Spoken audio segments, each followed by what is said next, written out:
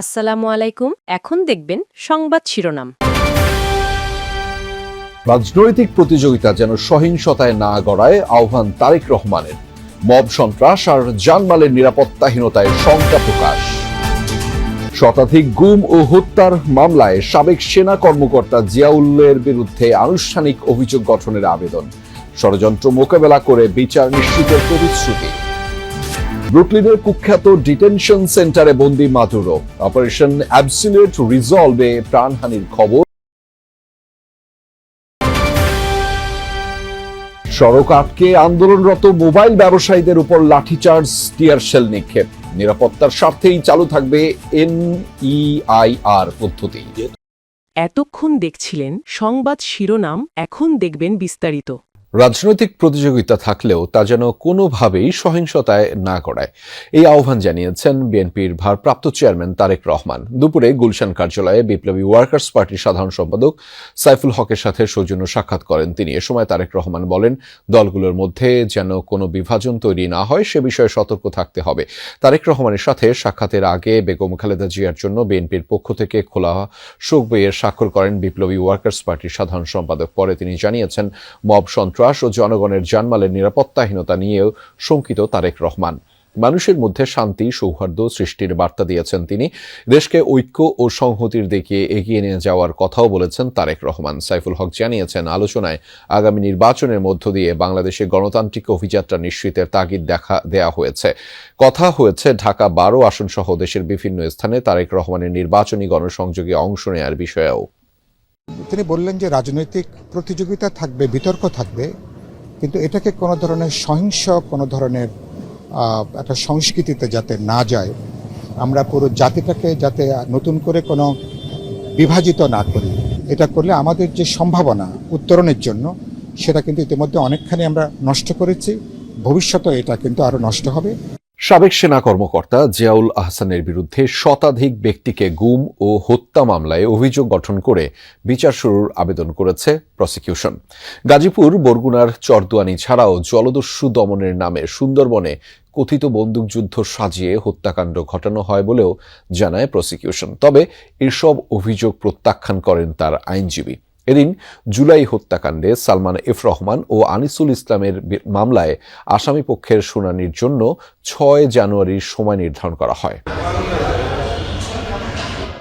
রোববার আওয়ামী লীগের আমলে গুম ও বিচার বহির্ভূত হত্যায় সাবেক সেনা কর্মকর্তা জিয়াউল আহসানের বিরুদ্ধে শুনানি করে রাষ্ট্রপক্ষ। গুমের পর গাজীপুর, বরগুনার পাথরঘাটার চরদুয়ানিতে ও সুন্দরবনে জলদস্যু দমনের কথিত অপারেশনের নাটক সাজিয়ে 103 জনকে হত্যার অভিযোগ আনা হয় তার বিরুদ্ধে। গভীর সাগরে যে অংশে লাশটা ফেললে লাশগুলো পুনরায় ভেসে ওঠার কোনো আশঙ্কা নেই, সেরকম জায়গায় গিয়ে সব বন্দীদের হাত পা বাঁধা অবস্থায় তাদের জমটুপি পরানো থাকতো, তাদের জমটুপিটা খুলে মাথার সামনে একটা বালিশ রেখে তারপরে তাদেরকে গুলি করে হত্যা করা হতো। বুকের সামনে বালিশ রেখে বুকে গুলি করা হতো। এরপরে মরে যাওয়ার সাথে সাথেই তাদের পেটটা কমান্ডো নাইফ দিয়ে চিরে ফেলা হতো, নাড়িভুড়িগুলো ফেলে দেওয়া হতো। চিফ প্রসিকিউটর বলেন, ট্রাইব্যুনালের বিচার নিয়ে যতই ষড়যন্ত্র করা হোক না কেন, দেশের মাটিতেই গুমের বিচার নিশ্চিত করা হবে। বাংলাদেশে গুমের বিচার ইনশাল্লাহ হবে, যত ষড়যন্ত্র হোক, যত ধরনের পরিকল্পনা করা হোক। আমরা বুঝতে পারছি যে তারা নানান ধরনের পরিকল্পনা মাধ্যমে বিচারটাকে পিছিয়ে দেওয়ার, বিচারটা যাতে না হয় সেই ধরনের চেষ্টা করবেন। কিন্তু আইনের হাত অনেক লম্বা, ন্যায় বিচারের ব্যাপারে রাষ্ট্র দৃঢ় প্রতিজ্ঞ, প্রসিকিউশন দৃঢ় প্রতিজ্ঞ। যুক্তরাষ্ট্রের নিউ ইয়র্কে নেওয়া হয়েছে আটককৃত ভেনেজুয়েলার প্রেসিডেন্ট নিকোলাস মাদুরোকে। ব্রুকলিনের কুখ্যাত মেট্রোপলিটন ডিটেনশন সেন্টারে রাখা হয়েছে তাকে।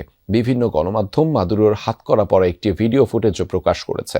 ভেনেজুয়েলা থেকে আটকের পর শনিবার যুক্তরাষ্ট্রে নেওয়া হয় মাদুরোকে। স্থানীয় সময় সন্ধ্যায় নিউ ইয়র্ক সিটি থেকে প্রায় 60 মাইল দূরে স্টুয়ার্ট এয়ার ন্যাশনাল গার্ড বিমান ঘাঁটিতে অবতরণ করে তাকে বহনকারী বিমানটি। সেখান থেকে হেলিকপ্টারে ম্যানহাটনে নিয়ে যাওয়া হয় মাদুরোকে।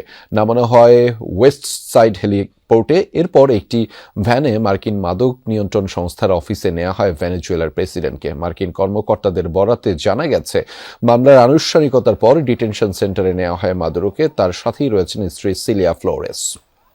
ভেনেজুয়েলায় মার্কিন হামলায় বেসামরিক নাগরিক ও সেনা সদস্য সহ কমপক্ষে 40 জন নিহত হয়েছে। এ তথ্য জানিয়েছে মার্কিন সংবাদ মাধ্যম নিউ ইয়র্ক টাইমস। প্রতিবেদনে নাম প্রকাশে অনিচ্ছুক ভেনেজুয়েলার এক জ্যেষ্ঠ কর্মকর্তার উদ্ধৃতি দিয়ে এই তথ্য জানানো হয়। শনিবার স্থানীয় সময় মধ্যরাতে ভেনেজুয়েলার রাজধানী কারাকাস সহ বিভিন্ন স্থানে বিমান হামলা চালায় মার্কিন সেনারা। এতে বিভিন্ন আবাসিক ভবন, সেনাবাহিনীর গুরুত্বপূর্ণ অবকাঠামো আর স্থাপনা মারাত্মকভাবে ক্ষতিগ্রস্ত হয়।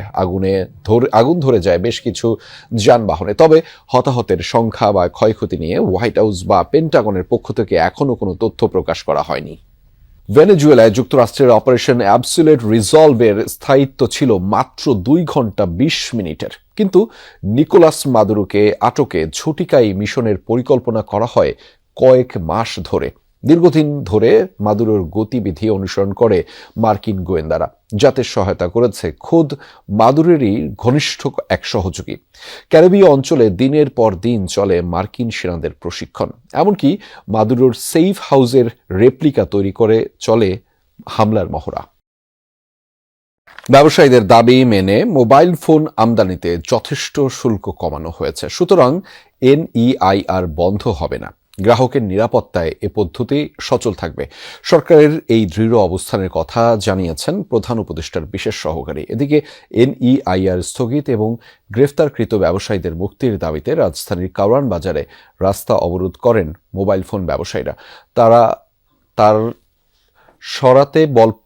সরাতে বল প্রয়োগ করে পুলিশ।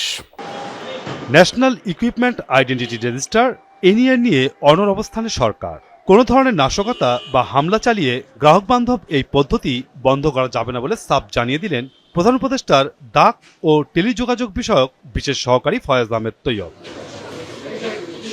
সকালে গত বৃহস্পতিবার দুর্বৃত্তদের হামলায় ক্ষতিগ্রস্ত BTRC ভবন পরিদর্শন শেষে তিনি ব্রিফিংয়ে সাংবাদিকদের বলেন, প্রতি বছর আমদানিকৃত সেটের অর্ধেকই শুল্ক ফাঁকি দিয়ে দেশে আসছে, যার বড় অংশ নকল এবং পুরনো সেট। বিদেশ থেকে পুরনো ফোন কয়েক ডলারে কিনে এনে নতুন হিসাবে কেসিং পরিবর্তন করে, স্ক্রিন পরিবর্তন করে, চীন থেকে বা ইন্ডিয়া থেকে বক্স অর্ডার দিয়ে এনে যে বিক্রির জালিয়াতি, এই জালিয়াতিটাকে আমরা আমাদের মানুষকে মুক্ত করতে চাই। ব্যবসায়ীদের দাবি মেনে মোবাইল ফোন আমদানিতে যথেষ্ট শুল্ক কমানো হয়েছে বলে জানান বিশেষ সহকারী। এই মুহূর্তে NEIR সচল আছে।